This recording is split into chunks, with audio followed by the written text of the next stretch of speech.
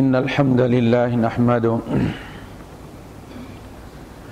ونستعينه ونستغفره ونؤمن به ونتوكل عليه ونعوذ بالله من شرور أنفسنا ومن سيئات أعمالنا من يهده الله فلا مضل له ومن يضلل فلن تجد له وليا مرشدا وأشهد أن لا إله إلا الله وحده لا شريك له ولا ضد ولا ند ولا مثيل له ولا مثال له وأشهد أن سيدنا ومولانا ومعلمنا ومرشدنا ومخرجنا من الظلمات إلى النور محمدا عبده ورسوله أرسله الله بالحق بشيرا ونذيرا وداعيا إلى الله بإذنه وسراجا منيرا فقد بلغ الرسالة وأدى الأمانة ونصح الأمة وكشف الغمة فترك أمته على المحجة البيضاء ليلها كنهارها لا يزيغ عنها إلا هالك اللهم صل وسلم وبارك عليه وعلى آله وأصحابه وأزواجه وذرياته وأهل بيته أجمعين أما بعد فأعوذ بالله السميع العليم من الشيطان الرجيم بسم الله الرحمن الرحيم يريد الله بكم اليسر ولا يريد بكم العسر وقال تعالى والله يريد أن يخفف عنكم وخلق الإنسان ضعيفا صدق الله العظيم وقال النبي صلى الله عليه وسلم بشروا ولا تنفروا ويسروا ولا تعسروا أو كما قال النبي صلى الله عليه وسلم رب اشرح لي صدري ويسر لي أمري واحلل عقدة من لساني يفقه قولي آمين یا رب العالمین۔ اسلام کو اس وقت جن خطرات کا سامنا ہے اور جو چیلنجز اسے درپیش ہیں ان میں سب سے بڑا اور سب سے خطرناک جو چیلنج ہے وہ فکری محاذ ہے، اور فکری محاذ دو وجوہات کی بنا پر زیادہ خطرناک ہے۔ ایک تو اس لیے کہ اس کے جو اعلیٰ کار ہیں وہ ہمارے اپنے اندر موجود ہیں، اور دوسرا اس وجہ سے کہ اس فکری یلغار کی جو ایکسیس ہے، پہنچ ہے، مار ہے، وہ ہماری خوابگاہ تک ہے۔ روز ہر لمحہ ڈرونز ہوتے ہیں ہمارے گھروں میں، ہمیں نہیں پتہ کہ ہمارا بچہ کس مشکل سے اس وقت دوچار ہے، اور اس انٹرنیٹ اور یہ جو چینلز ہیں ان کے ذریعے ان کو فارمیٹ کر کے جس طرح آپ لے جاتے ہیں اپنے کمپیوٹر کو جو ہے وہ ری انسٹال کروانے کے لیے، تو وہ فارمیٹ کر کے تو اس میں ایکس پی ہٹا کے ونڈوز 7 ڈال دیتا ہے، ڈبہ وہی ہوتا ہے، اندر بہت کچھ بدلی ہو جاتا ہے۔ تو یہ جو بچہ ہمارے سامنے ڈبہ رکھا ہوا ہے، شکل سے یہ وہی ڈبہ ہے لیکن اس کے اندر انہوں نے کچھ اور بھر دیا ہوا ہے، اور اس کے جو نشانیاں ہیں وہ یہ ہیں کہ ہر گھر میں کلیش ہے، جس کو کہتے ہیں جنریشن گیپ ہے۔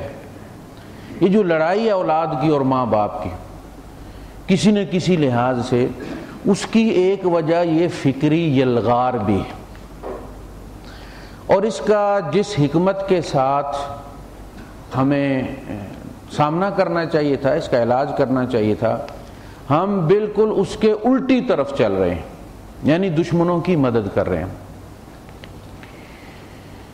دیکھیے، ڈاکٹر وہ ہوتا ہے کہ جو مریض کو مایوس نہیں ہونے دیتا، اس کا کام ہی یہ ہے کہ وہ امید دلائے مریض کے اندر جینے کی امنگ پیدا کرے،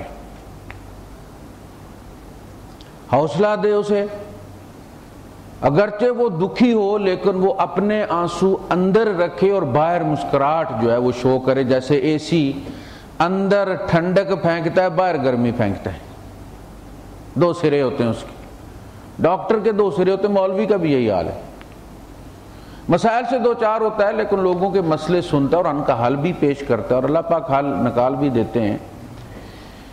اب وہ کوئی ڈاکٹر ہے کہ جس کے پاس مریض آئے اور اسے زکام ہو اور وہ دیکھتے کہ تو نہیں بچتا، گیا بھائی تو گیا، علاج کروانے کا فائدہ کوئی نہیں، اسے ڈاکٹر کہیں گے یا قصائی کہیں گے۔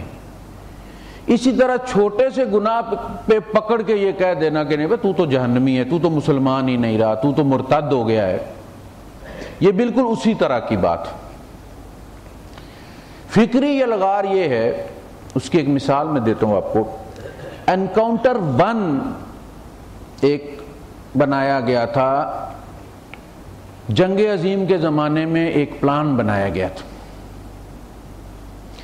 جس میں چونکہ غریبوں کے لیے، مزدور طبقے کے لیے بڑی امنگ اور جذبہ پیدا کر دیا تھا سوشلزم نے اور کمیونزم نے، اور وہ ایک سیلاب کی طرح بڑھتا چلا آ رہا تھا۔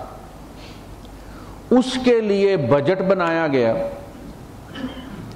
اور پلاننگ کی گئی اور ایک میگزین سوشلزم کی فیور میں جاری کیا گیا، بہترین کاغذ پر، بہترین پرنٹنگ پر، اور کمیونسٹ اس کو وحی کی طرح لیتے تھے، تھا وہ دشمنوں کا بنایا ہوا، اور اس میں جو لکھا جاتا تھا وہ حلیہ اگلے دن مارکیٹ میں آ جاتا تھا، سارے لوگ اسی کو اڈاپٹ کر لیتے تھے۔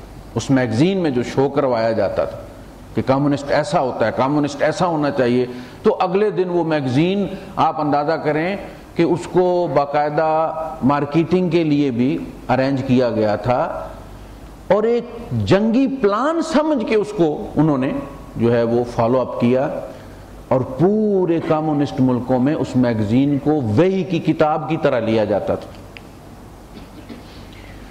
ہوا یہ کہ اس نے آہستہ آہستہ آہستہ کمیونزم کو وہ شکل دے دی جو ناقابل عمل تھی،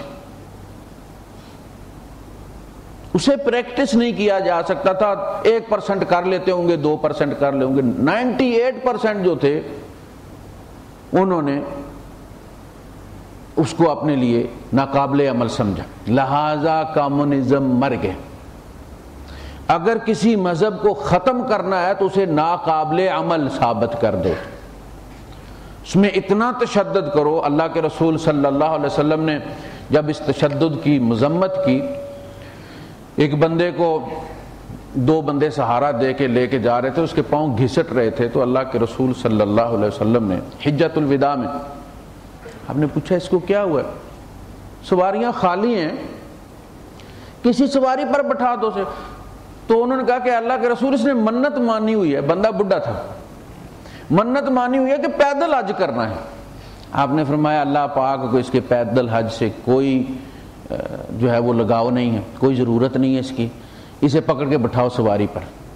یہ جو تشدد تم لوگوں نے شروع کیا ہے نا، اگر اس کی باقیات دیکھنی ہے تو جا کے کلیساؤں میں دیکھو اور خانقاہوں میں دیکھو جا کے۔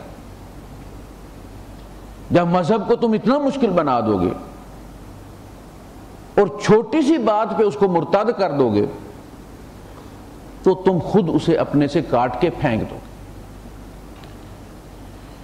تو وہ انکاؤنٹر 1 تھا، فکری محاذ پر اس نے بیڑا غرق کر دیا کمیونزم کا، اس کو غیر عملی ثابت کر کے کہ اس پہ چل کوئی نہیں سکتا۔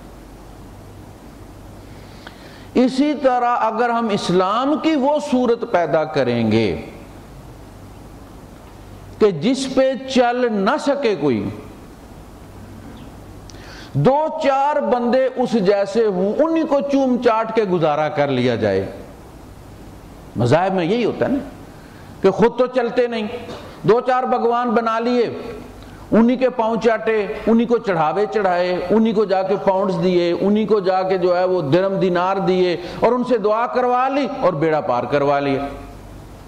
تو پھر اسلام بھی اسی قسم کی چیز بن جائے گی۔ 2-4 مولوی آپ کو معاشرے میں مل جائیں گے جو یہ دعویٰ کریں گے کہ وہ 100% مسلمان ہیں اور خدائی دیوان کے کارندے ہیں، جسے چاہیں اسے کافر کر دیں، جسے چاہیں اسے مومن تسلیم کر لیں، اور ہم ان کے پیچھے رام رام کرتے چلیں گے۔ جبکہ اللہ اور بندے کا جو تعلق ہے وہ کسائی اور بکری کا نہیں ہے، وہ پیار اور محبت کا تعلق ہے۔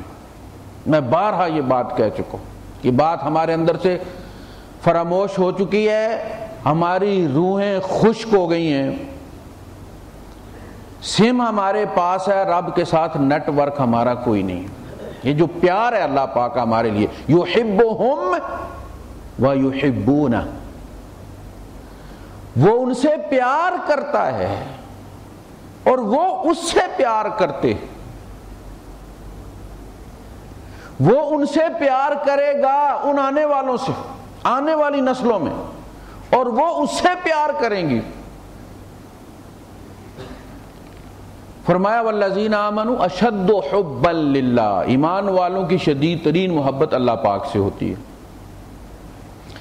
یہ جو محبت ہوتی ہے یہ اس کی عجیب ادا ہوتی ہے۔ ایک تو یہ جو وارن کرتی ہے یہ مت کرو، ماں باپ بچے سے محبت کرتے ہیں، اس کے مستقبل سے محبت کرتے ہیں، انہیں پتہ جو ہمیں معلوم ہے فیوچر کے بارے میں اس کو معلوم نہیں، اس لیے کہ ہم ان تجربات سے نکل کے آئے ہیں۔ تو وہ اسے کہتا ہے کہ دیکھو اگر تو نے یہ نہ کیا،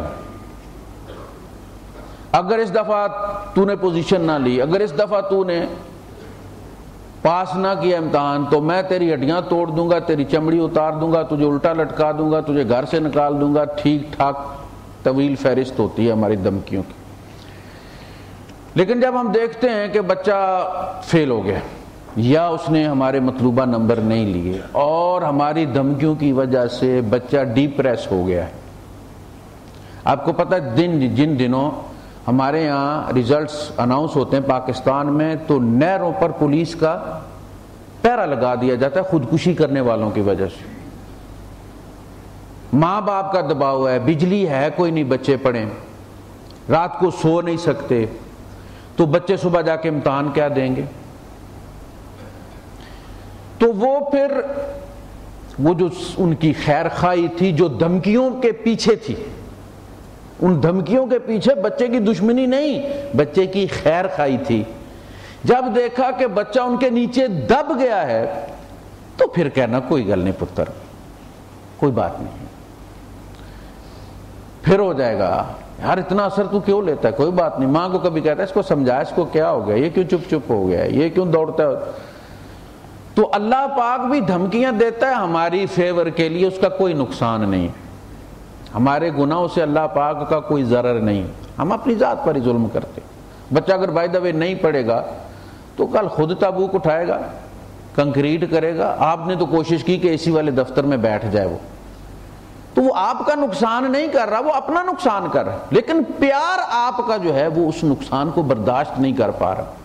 جب اللہ پاک بھی دیکھتا ہے کہ بندہ زیادہ ڈپریس ہو گیا ہے، غلطی تو اسے ہو گئی ہے، شیطان اس کے ساتھ لگا ہوا ہے، ماحول شیطانی بنا ہوا ہے، تو پھر فرماتا ہے یا عبادی الذین اسرفوا علی انفسہم، اے میرے بندو، یہ جو خطاب شروع ہے، مسئلہ اگلا بھی بڑا اہم ہے، لیکن وہ جو پہلا خطاب ہے نا، جب اللہ پاک کہتا ہے اے وہ لوگوں جو ایمان لائے ہو، یا ایھا الذین آمنوا، بہت بڑا اعزاز ہے یہ، اے ایمان والو بہت بڑا اعزاز۔ تو فرمایا یا عبادی، اے میرے بندو، یہ کوئی نمازی پرہیزگار بندے نہیں ہیں، یہ کون ہے؟ الذین اسرفوا علی انفسہم، جو گناہ کر بیٹھے، اپنی جانوں پر زیادتی کر بیٹھے۔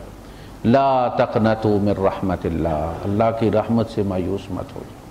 اب وہ پیار آگے بڑھا، اس نے تسلی دی ہے، کوئی بات نہیں، اللہ پاک گناہ سرزد ہونے سے پہلے وارن کرتا ہے، دھمکی دیتا ہے، لیکن ہو جائے تو تسلی دیتا ہے کہ یہ ہے، میں نے مغسلہ بھی رکھا ہوا ہے، ایک دھونے کا بندوبست بھی ہے، سروس اسٹیشن بھی ہے۔ لا تقنطوا من رحمت اللہ ان اللہ یغفر الذنوب جميعا، وہ سارے معاف کر دے گا۔ اس نے نہیں رکھا کہ یہ کر دے گا، یہ نہیں کرے گا، یہ کر دے گا، اتنے تک کر دے گا، کہا نہیں، جمیعا سارے کر دوں گا۔ جان بوجھ کے کیے ہیں، خطا سے ہو گئے ہیں، چھپ کے کیے ہیں، سامنے کیے ہیں، تمہیں پتہ ہے یا نہیں پتہ؟ ہمیں اکثر گناہوں کا پتہ کوئی نہیں ہوتا۔ اللہ پاک ان کو بھی معاف کر دے، وہ جمیعا یغفر الذنوب جمیعا انہ هو الغفور الرحیم۔ تمہیں پتہ نہیں تمہارا رب کون ہے؟ وہ بڑا بخشنے والا ہے، بڑا رحم کرنے والا ہے، ٹوٹنے نہیں دیا۔ شیطان یہ چاہتا تھا کہ اللہ کی دھمکیوں کو استعمال کر کے انسان کو رب سے مایوس کر دے۔ وہ دھمکیاں گناہ سے روکنے کے لیے تھی، وہ پری سن اسٹریٹجی تھی۔ پوسٹ سن اسٹریٹجی جو ہے وہ اللہ پاک کی اور ہے، اور شیطان کی پری سن اسٹریٹجی اور ہے، اور پوسٹ سن گناہ کے بعد اس کی جو اسٹریٹجی ہے وہ اور ہے، گناہ سے پہلے اور ہے۔ گناہ سے پہلے وہ کہتا کوئی بات نہیں ہے، تمہارا رب بڑا غفور و رحیم ہے۔ پچھلی تقریر نہیں سنی مولوی صاحب کی تمہیں؟ یار اتنے مولوی اس زمانے میں کر رہے ہیں، تمہیں فلاں مولوی کا نہیں پڑھا تھا اخبار میں؟ تم تو بھی بچے ہو، تمہاری عمر میں ہو جاتا ہے، بے گناہ زندگی نہیں ہوتی، احتیاطاً گناہ کرتا۔ اچھا یہ پری سن گناہ سے پہلے کی وہ بڑھاوا دے، کوئی بات نہیں۔ جو ہی گناہ ہو جاتا ہے وہ کہتا ہے توبہ توبہ توبہ، اب تو تمہیں وہ معاف نہیں کرے گا، اب تو کیا منہ لے کے جائے گا اس کے در پر؟ تم اب میرے ساتھ چل، باقی موج کرتے ہیں۔ جہاں تم نے اتنا عرصہ جہنم میں جلنا ہے 2-4 سال اور نکال لیں گے، لیکن موج تو کرے نا ذرا۔ یار مولوی صاحب نے تو تمہیں داڑھی کی وجہ سے مرتد کر دیا ہے، چل کے شراب پھر پی لیتے، وہ بھی فری میں مل رہی ہے۔ اللہ پاک گناہ سے پہلے ڈراتے ہیں، اور جب گناہ ہو جاتا ہے تو پھر تسلی دیتے ہیں، کوئی بات نہیں، گناہ ہو گیا نا، میں معاف کرنے کے لیے بیٹھا ہوں، شیطان کے ساتھ نہیں جانا۔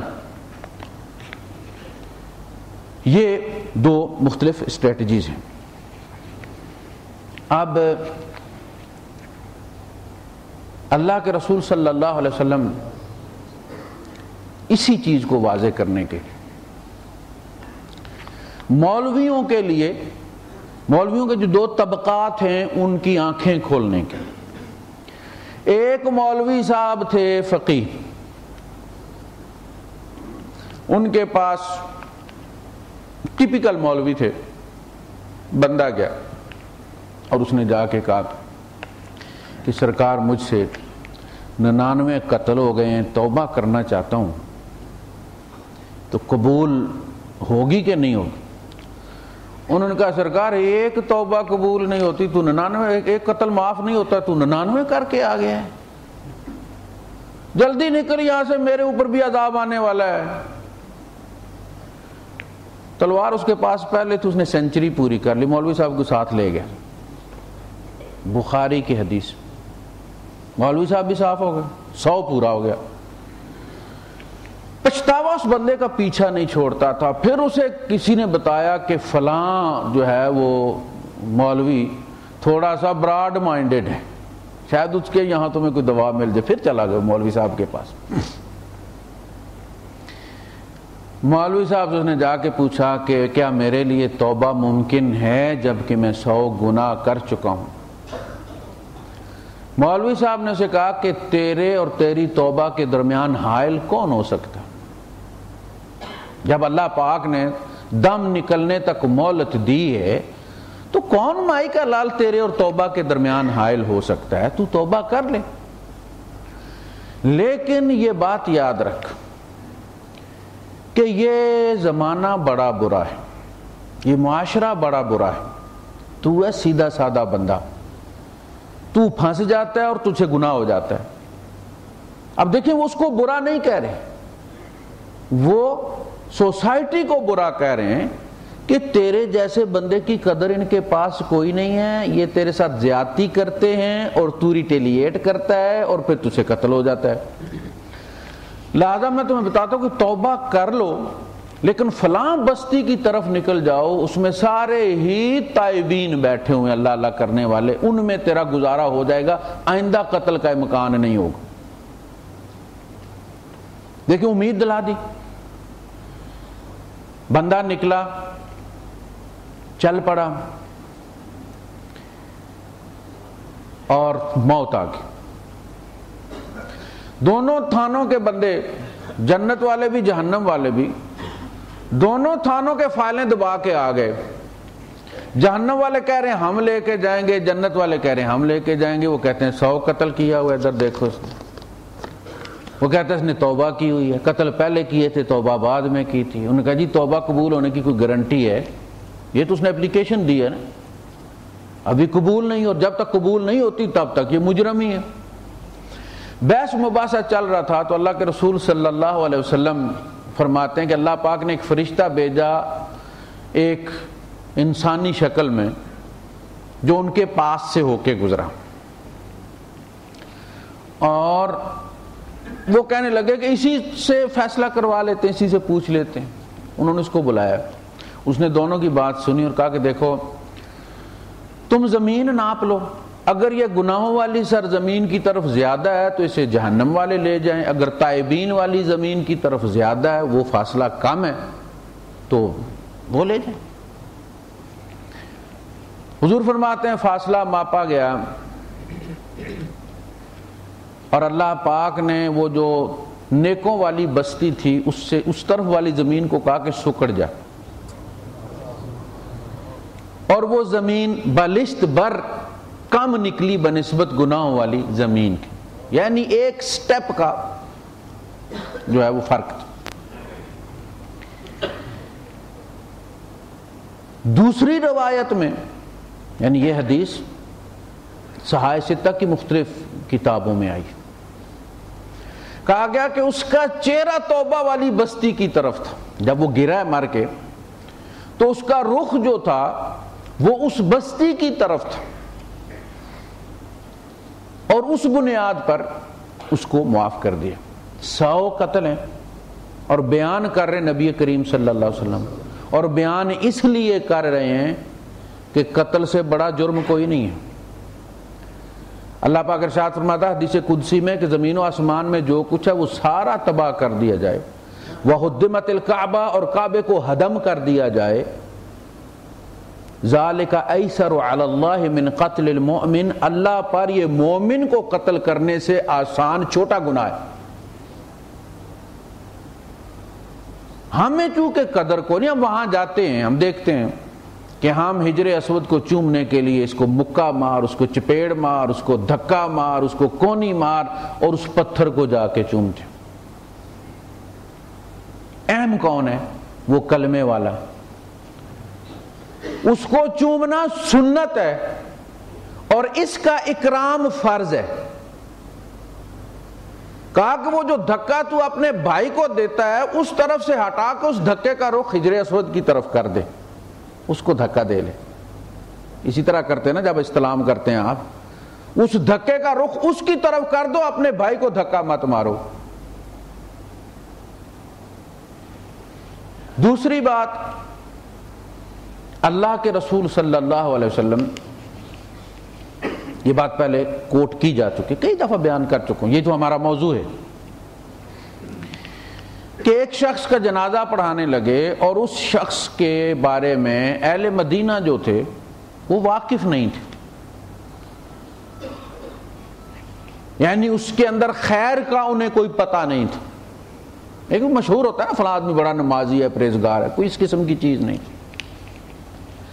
عمر فاروق رضی اللہ تعالیٰ عنہ نے کہا کہ اللہ کے رسول آپ اس جیسوں کے جب جنازے پڑھا دیتے ہیں تو پھر لوگوں میں بے عملی پیدا ہو جاتی، یعنی آپ ان لوگوں کا بائیکاٹ کرا کریں تاکہ لوگ زیادہ سے زیادہ نیک ہونے کی کوشش کریں کہ میرا جنازہ حضور پڑھائیں۔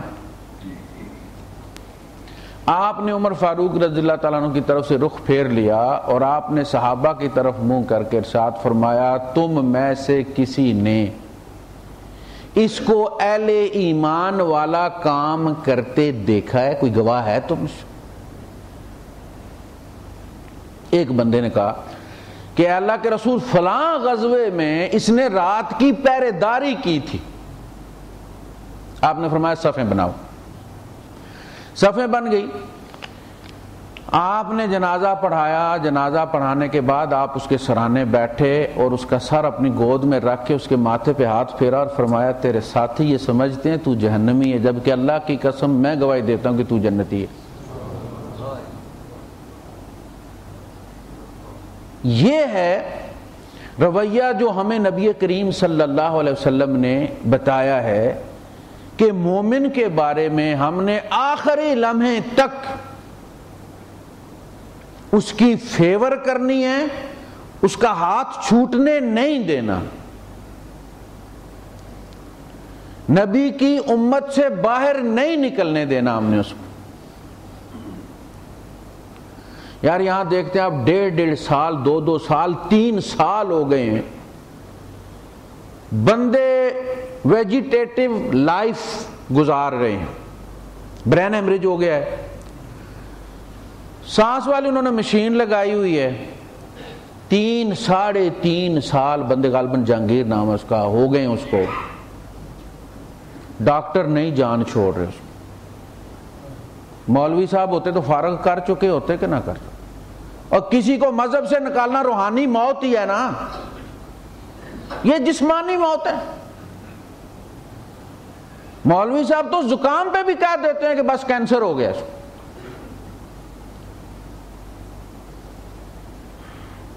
آپ نے جو رویہ گناہگار کے بارے میں اختیار کیا وہ اصل، وہ سنت نہیں ہے.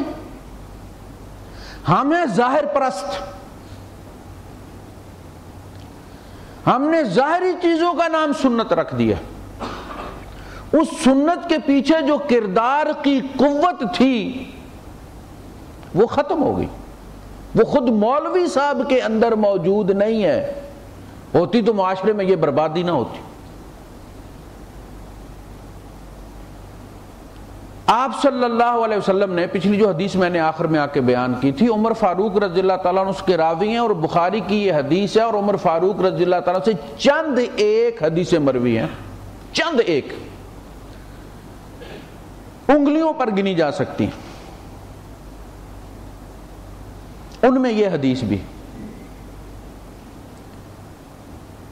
کہ ایک بندہ تھا، وہ عبداللہ اس کا نام تھا، اور وہ بڑا ہنس مکھ تھا، اور نبی کریم صلی اللہ علیہ وسلم کو ہنسانے کا کام کرتا تھا. یعنی جب کبھی وہ دیکھتا کہ اللہ کے رسول صلی اللہ علیہ وسلم پریشان ہیں، اداس ہیں، تو وہ کوئی ایسا شوشہ چھوڑ دیتا تھا باتوں میں کہ نبی کریم صلی اللہ علیہ وسلم مسکرا دیتے تھے اور صحابہ کے چاند نکل آتا تھا. لیکن اسے ایک لت تھی، شراب پیتا تھا. اب نبی کا صحابی ہے، نبی کی مجلس میں بیٹھنے والا ہے، لیکن عادت ہے. کئی بار اسے لایا گیا. ایک دفعہ لایا جا رہا تھا تو میں نے بتایا کہ وہ اس کو ہوش آ گیا. تو حضرت عباس رضی اللہ تعالیٰ سین میں نہا رہے تھے لنگوٹا باندھ کے. اس نے وہ جو بندے پکڑ کے لا رہے تھے حضور کے پاس، ان سے جھٹکا مار کے چھڑایا اور ان کو جا کے پیچھے سے جپھی مار لی، پکڑ لیا. اب وہ گھسیٹتے ہیں تو ساتھ حضرت عباس بھی گھسیٹے جا رہے ہیں، کبھی ادھر کبھی ادھر. تو وہ شرم سے انہوں نے چھوڑ دیا کہ ان کی جو ہے وہ توہین ہوتی ہے، ان کی بے عزتی ہو رہی ہے. تو چھوڑ کے آ گئے، اور آ کے انہوں نے نبی کریم صلی اللہ علیہ وسلم کو کہا کہ اللہ کے رسول، وہ آج پھر ہم پکڑا تھا ہم نے عبداللہ کو، تو راتے ہوئے اس نے رستے میں یہ ٹریک کیا ہے. تو راوی لکھتا ہے کہ اللہ کے رسول صلی اللہ علیہ وسلم مسکرا کر چپ کر کے خاموش ہو گئے. یہ نہیں کہا کہ 10 بندے جاؤ اور اٹھا کے ڈنر ڈولی کر کے لاؤ. اس سے جو ہمارے جج حضرات ہیں انہوں نے کیا لیا کہ جب اس کا نشہ جاتا رہا تو علت چلی گئی. جتنی بھی سزائیں دی گئی ہیں اس دور میں وہ نشے کی حالت میں دی گئی ہیں، گواہیوں پر نہیں دی گئی. 2 بندے آ کے کہیں جی میں نے اس کو پیتے ہوئے دیکھا ہے. اور جب کسی کا نشہ حرن ہو گیا ہے، نہیں رہا، تو کوئی گواہیاں نہیں منگائی گئی. جو پکڑا گیا نشے میں، اس لیے عمر فاروق رضی اللہ تعالیٰ ایک لکیر مروائی ہوئی تھی، اور وہ جب ان کے پاس کوئی شرابی لایا جاتا تھا تو وہ اس کو اس لکیر پر چلواتے تھے. اگر سیدھا چل لیتا تھا تو چھوڑ دیتے تھے، کوئی گواہی نہیں، اور اگر ڈگمگاتا تھا تو کوڑے مرواتے تھے کہ نشے میں. تو آپ صلی اللہ علیہ وسلم نے شراب جیسی چیز، اب یہ صاحب پکڑ کے لائے گئے اور کوڑے مارے گئے. اور کوڑے اس زمانے میں وہ ضیاء الحق صاحب والے نہیں ہوتے تھے، کبھی کپڑے کا کولنا بنا لیتے تھے، کبھی کسی کے پاس کوئی رسی ہوتی تھی تو وہ 2-4 لگا لیتے تھے، لیکن اس کی کیفیت جو ہوتی تھی وہ اس بندے کا چمڑی اتارنی نہیں ہوتی تھی، اس کو تھوڑا سا ذلیل کرنا ہوتا تھا، اس لیے کہ یہ کونی جو ہے یہ بدن سے الگ نہیں ہونی چاہیے کوڑا مارتے ہوئے. تو آپ اس طرح اگر کسی کو کریں گے تو اس کو کیا لگے گی؟ وہ گما کے جو کوڑا مارنے والے نا وہ اسلام میں نہیں ہے، وہ سیاست میں ہے. کوڑے مارے گئے تو ایک بندہ بولا کہ اللہ کی لعنت ہو اس بندے پر، یہ کتنی دفعہ حضور کے سامنے آ کے ذلیل کیا جاتا ہے، پکڑ کے لایا جاتا ہے، کوڑے مارے جاتے ہیں، یہ باز نہیں آتا. اللہ کے رسول صلی اللہ علیہ وسلم نے فرمایا تم اپنے بھائی کے معاملے میں شیطان کی مدد کیوں کرتے ہو؟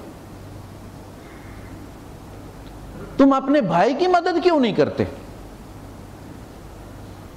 لعنت مت کرو. فوالذی نفسی بیدہ، اس ذات کی قسم جس کے قبضہ قدرت میں میری جان ہے، میں تو اسے نہیں پاتا سوائے اس کے کہ یہ اللہ اور اس کے رسول سے محبت کرنے والا ہے. اس پر اس دن کے بعد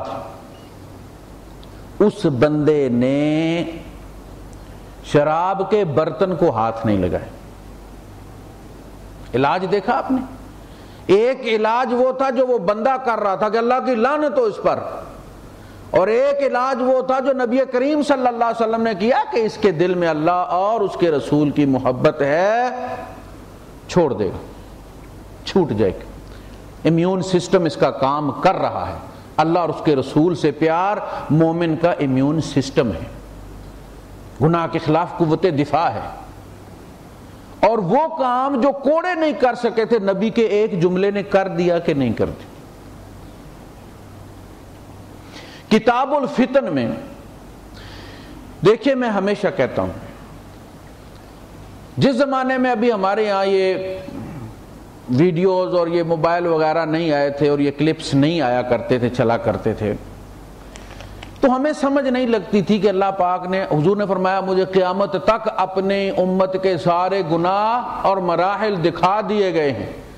میں نے اس بندے کو بھی دیکھا ہے جس نے مسجد میں تھوکا ہے، اور میں نے قیامت کے دن وہ تھوک اس کے ماتھے پر لٹکا ہوا بھی دیکھا ہے، کلپ دکھایا گیا. یہ بڑی مقدس جگہ ہے. امام بخاری رحمۃ اللہ علیہ بیٹھے ہوئے درس حدیث دے رہے ہیں اور آپ کی داڑھی پہ کوئی تنکا لگا ہوا تھا، تو آپ کے شاگرد نے وہ تنکا وہاں سے نکال کے نیچے پھینک دیا. آپ نے اس تنکے کو اٹھایا اور اٹھا کے اپنی داڑھی میں رکھا اور کہا کہ بخاری کی داڑھی اس کچرے کی زیادہ مستحق ہے بنسبت اللہ کے گھر کے. یہاں سے نکال کے یہاں کیوں پھینکا بھائی؟ یہ کوئی غیر اہم جگہ ہے؟ یہ جہاں اٹکا ہوا تھا وہ زیادہ جگہ مناسب تھی اس کے لیے. آپ کو اپنی امت کے، آج جب ہم کہتے ہیں نا کہ کلپ دکھائے گئے، آج ہماری سمجھ میں آ جاتا ہے کہ حضور کو اپنی امت کس طرح دکھائی گئی ہوگی. آپ نے فرمایا وہ کلپس جو دکھائے کہ مکے سے اس طرح رستے نکلیں گے جس طرح نہریں نکلتی. اور آج آپ ایریل ویو دیکھیں اگر مکے کا تو آپ کو پتہ چلے گا جیسے نہریں ہیں. ایک جگہ آپ نے پانی نہیں تھا تو ایک صاحب سے پانی منگوا کے آپ نے وہ کلی چلو بھر کے منہ میں رکھا اور کلی کر کے آپ نے اس کنویں میں پھینک دیا اور وہ کنواں پانی سے بھر گیا. سارے لشکر نے پانی پیا، جانوروں کو پلایا، سٹاک کر لیا. اور آپ نے ایک صاحب کی طرف دیکھ کے کہا کہ اگر تم زندہ رہے تو تم دیکھو گے یہاں باغات لگیں گے. آج وہ کنواں آج بھی موجود ہے اور اس کو ارد گرد پورا علاقہ اس کنویں سے سرسبز اور باغات لگے ہوئے. آپ نے فرمایا کہ ایک بندہ ذکر کیا کتاب الفتن میں ہے قیامت کے قریب جو فتنے آئیں گے. آپ نے کہا کہ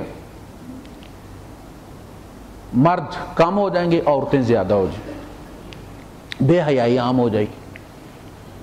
رستے میں کچھ لوگ بیٹھے ہوں گے کہ وہاں سے ایک عورت گزرے گی اور ان میں سے کوئی بندہ اٹھ کے عورت سے بدکاری کر لے گا.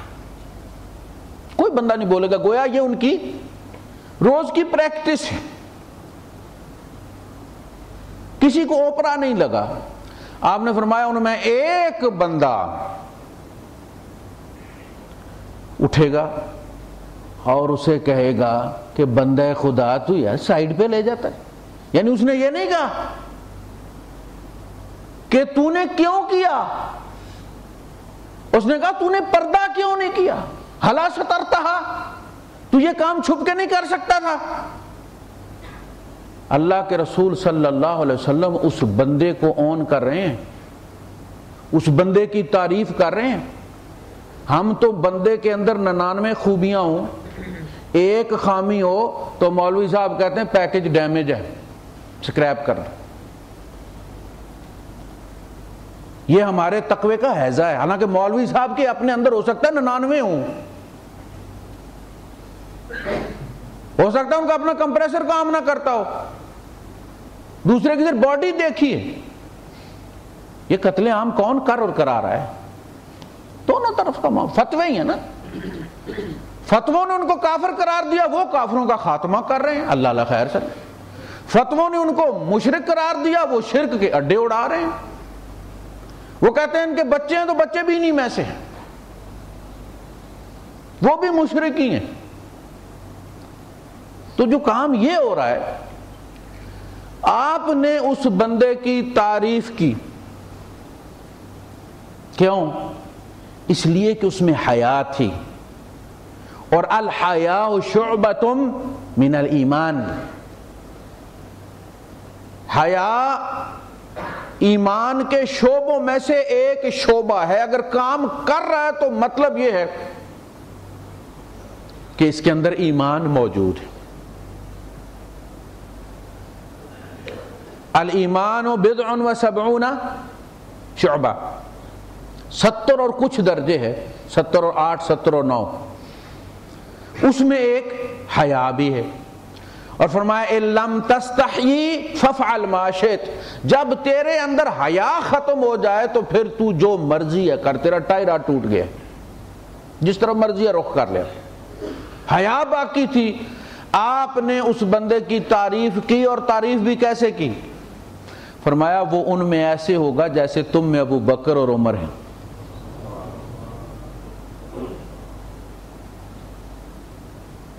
تو بندے کی باقی خیر دیکھیں آپ, ہمارے ہاں یہ جب نرسریاں وغیرہ موسم ہوتا ہے ساون کا, تو اس میں 15 20 میں 4-5 سال پہلے کی بات کر رہا ہوں. اس کے بعد چونکہ میرا جانا نہیں ہوا, پتہ نہیں کیا ریٹ ہو گیا ہوگا اب چیزوں کا, لیکن 15 روپے میں, 20 روپے میں, 25 روپے میں اچھا پودا مل جاتا تھا نرسری کا لگانے کے لیے, امرود کا اور یہ لیمن وغیرہ کا. ہم لا کے اسے لگا دیتے تھے, پھر ہم اسے پانی بھی دیتے تھے, روز چیک بھی کرتے تھے. اگر اس کے پتے پہلے تو مرجھا جاتے ہیں, پھر اس کے بعد ٹہنیاں اس کی کچھ سوکھ جاتی ہیں. ہم 20-25 روپے کے لیے اس کی ساری ٹہنیاں ناخن مار کے چیک کرتے ہیں, اگر ایک بھی سبز مل جائے تو اس کو چھوڑ دیتے ہیں, لگا رہنے دیتے ہیں کہ یہاں سے آم پھوٹے گا, یہاں سے لیمن پھوٹے گا, یہاں سے مالٹا پھوٹے گا, یہاں سے امرود نکلے گا. ایک ٹہنی سے 4-5 سوکھ گئی ہیں, امید ہے کہ ایک سے وہ نکل آئے گا. قیمت کتنی ہے؟ 20, 25, 30, 35 روپے. مومن کی کوئی قدر نہیں. مولوی صاحب اور اس کی 10 ہریں ایک سوکھتی اور تم اٹھا کے باہر پھینک دیتے ہو، چونکہ تم نے مسلمان بنایا نہیں، میرے نبی نے پتھر کھا کے بنایا نا، قدر ان کو ہے، آپ کو تو کافر بنانا آتا ہے۔ اس میں حیا باقی ہے۔ فرمایا وہ ان میں ایسے ہوگا جیسے تم میں ابو بکر اور عمر ہے۔ پھر آپ نے صحابہ سے کہا کہ جس زمانے میں تم ہو، جس زمانے میں تم ہو، جس سوسائٹی میں تم ہو، اگر تم سے جو مطالبات ہیں وہ 10% رہ جائیں تو تم ہلاک ہو جاؤ۔ لیکن کمال دیکھو، میری امت پر ایسا دور بھی آئے گا کہ وہ 10% کر لیں گے تو نجات پا لیں گے، 90% ڈسکاؤنٹ، ان سے 90% چھوٹ جائے، 10% پر بھی عمل کر لیں گے تو اللہ پاک ان کو پاس قرار دے دے گا۔ صحابہ کو بڑا تعجب ہوا، کہا کہ اللہ کے رسول یہ کیسے؟ ہم سے 10% چھوٹے تو ہلاک ہو جائیں، ان سے 10% وہ کر لیں تو پاس ہو جائیں۔ آپ نے فرمایا یہ ایمان کی بات، میں تمہارے اندر موجود ہوں، میرے ہاتھوں تم روز کچھ نہ کچھ دیکھتے، وہی نازل ہو رہی ہے، آج کی ہر چیز تمہاری مدد کرتی ہے خیر میں، تمہارا ایمان اتنا قوی ہے۔ ذالک من قلت الایمان وکثرت الفتن، یہ ایمان کی قلت اور فتنوں کی کثرت کی وجہ سے ہوگا، تم اندازہ نہیں کر سکتے کہ ان کو کن فتنوں کا سامنا ہوگا۔ صحابہ انٹرنیٹ کا نہیں سوچ سکتے تھے کہ آج آپ کو ننگی عورت دیکھنے کے لیے نیو یارک جانے کی ضرورت نہیں ہے، جسٹ 1 کلک اوے، آپ مذہبی سائٹ کھولیں تو وہاں بھی آ جاتی ہیں، سیاسی کھولیں تو وہاں بھی آ جاتی ہیں، آپ نے بچے کو فزکس کے پیپرز ڈاؤن لوڈ کرنے کے لیے کھول کے دیا ہے اور وہاں کوئی اور چیز آ گئی ہے، بچہ ہے، اتنی اٹریکٹیو اس کا کیپشن ہوتا ہے کہ اس نے کلک کر لیا، جب ایک دفعہ کلک کر لیا تو پھنس گیا۔ ہمیں اپنے بچوں کی مدد کرنی چاہیے، جن فتنوں کا سامنا انہیں ہے ہمیں نہیں تھا، نہ ہمارے ماں باپ کو تھا، ہمیں ان سے ہمدردی کرنی چاہیے، ہمیں شیطان کی مدد نہیں کرنی چاہیے، ان کی مدد کرنی چاہیے، توبہ کے دروازے بند نہیں کرنے چاہیے، اور پیار کے ساتھ، محبت کے ساتھ بچانے کی فکر کرنی چاہیے۔ یہ بہت بڑا فتنہ ہے، اس میں اگر ہم زیادہ تشدد سے کام لیں گے، دیکھیں تیسیر جو کا اللہ پاک نے فرمایا، دیکھو اللہ پاک تمہارے لیے آسانی پیدا کرنا چاہتا ہے، یرید اللہ بکم اليسر ولا یرید بکم العسر، اللہ پاک تمہارے لیے آسانی چاہتا ہے، تنگی نہیں چاہتا، لہذا یسر جو ہے آسانی، یہ فقہ کے ابواب میں سے ایک باب بن گیا، یہ اس کا ایک قاعدہ کلیہ بن گیا، فارمولہ بن گیا کہ آسانی کس میں۔ عائشہ صدیقہ رضی اللہ تعالیٰ عنہ فرماتی ہیں کہ نبی کریم صلی اللہ علیہ وسلم کے سامنے جب بھی 2 آپشن آئے، ایک مشکل اور ایک آسان، تو آپ نے ہمیشہ آسان والے کو اختیار کیا، یعنی ہونا یہ چاہیے تھا۔ ہم تو متقی اس کو سمجھتے ہیں کہ جو مشکل کام پکڑے، لیکن حضور کو پتا تھا کہ یہ میری ذات کا معاملہ نہیں، میرے پیچھے امت آ رہی ہے، قیامت تک اربوں انسانوں نے آنا ہے، میں ان سب کا اسوہ ہوں، انہوں نے مجھے فالو کرنا ہے، میں آپ کو بتاتا ہوں فالو کرنا ہے۔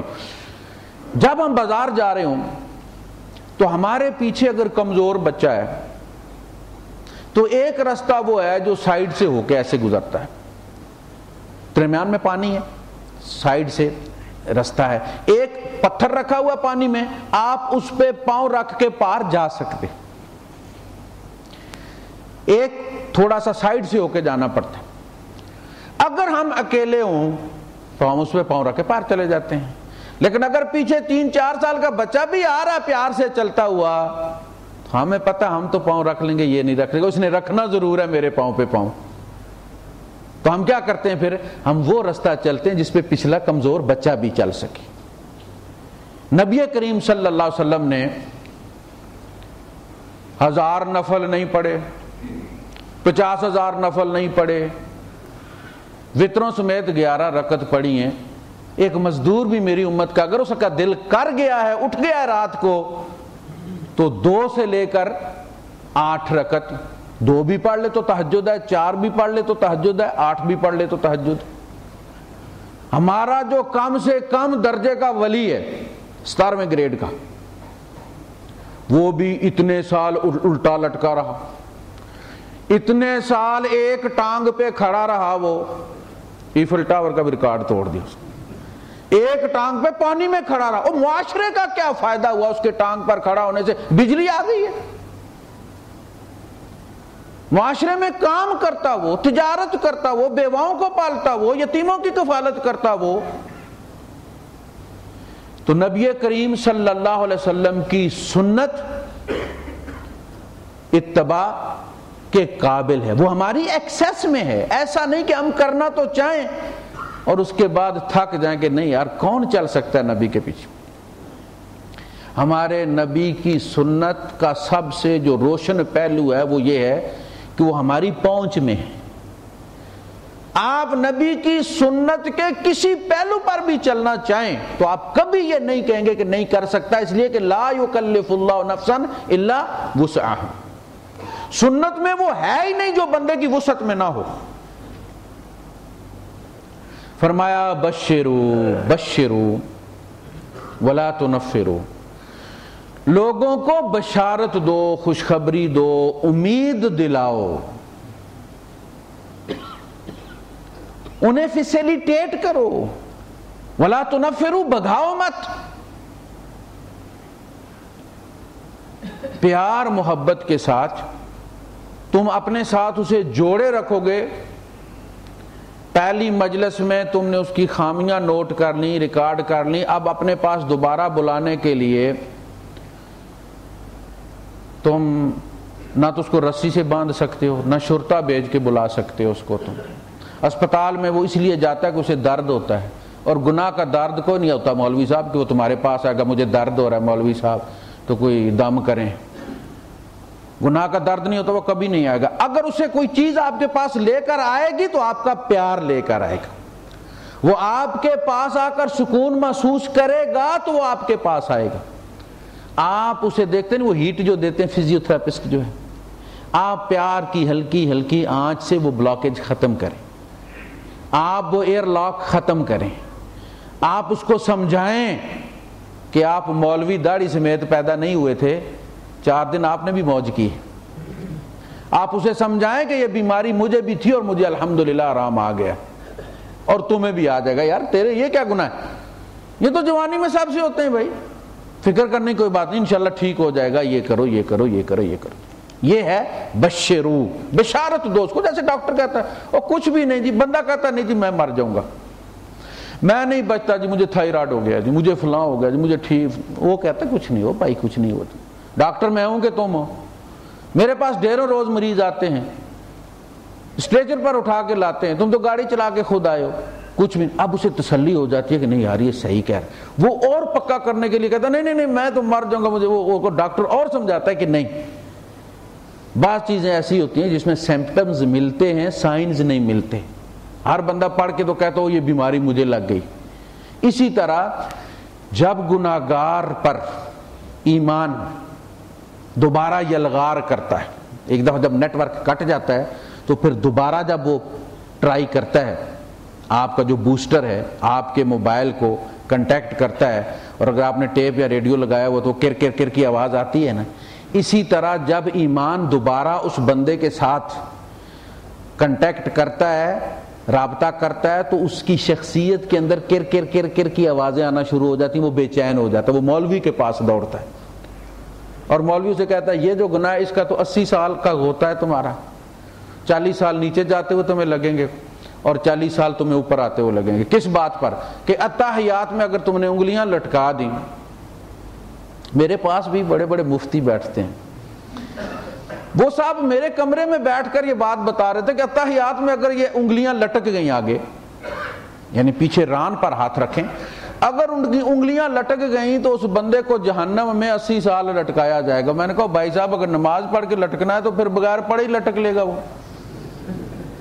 یہ طریقہ ہے تبلیغ کا، جبکہ صحیح احادیث سے ثابت ہے کہ نبی کریم صلی اللہ علیہ وسلم کبھی انگلیاں نیچے لٹکا لیتے تھے اتحیات میں، آپ کا ہاتھ آگے چلا جاتا تھا، کبھی آپ اس کو پیچھے رکھ لیتے تھے۔ تو جو اس قسم کے عطائی ڈاکٹر ہی نہیں ہوتے، عطائی مبلغ بھی ہوتے ہیں۔ بشرو، یہ آپ جب گورنر بنا کے بھیجتے تھے تو اس کو یہ فارمولہ پکڑاتے تھے کہ جس علاقے میں تم جا رہے ہو وہاں کام کس طرح کرنا ہے۔ بشرو ولا تنفرو، لوگوں کو بھگانا نہیں ہے۔ ویسرو ولا تعسرو، آسانی پیدا کرنی ہے تم نے لوگوں کے لیے۔ اگر کوئی آنا چاہتا ہے، غلطی ہو گئی اسے، پلٹ کے واپس آنا چاہتا ہے تو ایگزٹ رکھا ہوتا ہے مرور والوں کے، نہیں، روڈ والوں نے، انہیں پتہ ہے کوئی نہ کوئی عقل مند خلوص نیت سے غلط پہ چڑھ جاتا ہے تو وہ کہتے ہیں یہ ہے ایگزٹ بھائی صاحب، یہاں سے جاؤ اور آگے ٹرن کر کے پل کے اوپر سے واپس آ جاؤ۔ اسلام میں تو قدم قدم پر ایگزٹ موجود ہے، اسی وقت ٹرن کر دو، کہا کہ اس کی مدد کرو۔ اگر وہ واپس آنا چاہتا ہے تو تم امید کی رسی لٹکاؤ۔ یا عبادی الذین اسرفوا علی انفسہم لا تقنطوا من رحمت اللہ ان اللہ یغفر الذنوب جميعا انہ هو الغفور الرحیم۔ اور مایوسی کو کفر قرار دیا گیا، اور مایوسی کو گمراہی قرار دیا گیا، اور کہا گیا، یعنی قرآن نے ایک آیت میں اس کو مایوسی کو کفر کہا ہے کہ اللہ کی رحمت سے تو صرف کافر مایوس ہے، مومن چاہے گناہوں سے بھرا ہوا لتھڑا ہوا ہے تو بھی وہ اللہ کی رحمت سے مایوس نہیں ہے۔ حضور نے فرمایا اللہ کی رحمت اسے پا لیتی ہے۔ اور نبی کریم صلی اللہ علیہ وسلم نے فرمایا کہ بدترین وہ شخص ہے جو میری امت کو اللہ سے مایوس کر دے، اللہ سے مایوس کر دے۔ تو اس کا مطلب یہ ہے کہ پھر اس نے اس کو شیطان کے حوالے کر دیے۔ یسرو، آپ دیکھیں اسلام خود آسانی دیتا ہے، آپ سے بڑھ کے آپ کی سوچتا ہے۔ جب بارش ہو رہی ہے تو اسلام کو پتا ہے کہ آپ کپڑے نہیں بچا سکتے، کدھر سے بچائیں گے؟ نیچے بھی وہی، اوپر سے پرنالے گر رہے ہیں، آپ پرنالے کے پاس سے جب گزرتے ہیں تو پرنالے کے پانی گر کے جہاں اچھلتا ہے وہ آپ پہ پڑ جاتا ہے، تو آپ گلٹی کانشس کے ساتھ نماز نہ پڑھنے آئے، احساس جرم کے ساتھ کہ میرے کپڑے پلید۔ اسلام کہتا ہے آج گٹر کا پانی بھی ہے تو معاف ہے، آج پاک ہو تم، اس لیے کہ تمہارے بس میں نہیں، تمہارے بس میں نہیں، لہذا جو تمہارے بس میں نہیں ہے اسلام خود کریٹ کرتا ہے سہولت آپ کے لیے۔ کہا گیا اگر بندہ سفر میں ہے، اس کے پاس پانی ختم ہو گیا، اس کے دوسرے ساتھی کے پاس پانی ہے، تو کیا وہ تیمم کر سکتا ہے یا اس سے پانی مانگے؟ پانی تو موجود ہے نا۔ ہمارے صاحبان تو کہتے ہیں کہ اتنے میل تک پانی نہ ملے تو پھر تیمم کرے۔ اسلام کہتا ہے کہ اپنے شرف کا خیال رکھتے ہوئے، اپنے شرف کی حفاظت فرماتے ہوئے سوال نہ کرے، تیمم کر لے۔ کتنا خیال ہے کہ میرا بندہ ہاتھ نہ پھیلائے۔ انہوں نے کہا مٹی کو ہاتھ مار لو، اس لیے جب وہ ہماری ورکشاپ ہوتی ہے، تربیت گاہ ہوتی ہے، سوال جواب ہوتے ہیں، تو اس میں یہ ہوتا ہے کہ تیمم میں نیت فرض ہے، پانی میں نیت فرض نہیں ہے، یعنی وضو میں نیت فرض نہیں ہے۔ آپ وہ وضو والے اعضاء دھو لیں جو کہ تو آپ کا وضو ہو جاتا ہے، آپ نہا لیں، آپ کسی تالاب میں چھلانگ لگا کے نکل آئے ہیں، آپ نے وہ نیت آپ کی وضو آپ کے دھل گئے، تو اس میں سوال یہ آیا اصل میں جو بات میں بتانا چاہتا ہوں کہ وضو میں نیت کیوں نہیں شرط اور تیمم میں نیت کیوں شرط؟ کہا گیا وضو میں اس لیے شرط نہیں ہے کہ پانی آٹومیٹکلی پاک کرنے والی چیز ہے، ماءً طہورا، یہ پانی ہے ہی چاہے نیت کریں آپ یا نہ کریں۔ آپ جب کپڑا دھوتے ہیں تو اس کپڑے کو پاک کرنے کی کبھی نیت کی ہے آپ نے؟ گندگی اتارتے نا آپ، پانی اس کو پاک کر دیتا، آپ کی نیت پاک نہیں کرتی کپڑے کو۔ اسی طرح لیکن مٹی چونکہ طہورہ نہیں ہے، مٹی پاک کرنے والی نہیں، اس میں تیمم میں آپ کو آپ کی نیت پاک کرتی ہے، اس لیے وہ فرض ہے۔ تو یہ تیسیر ہے، آسانی ہے۔ وآخر دعوانا الحمدللہ رب العالمین۔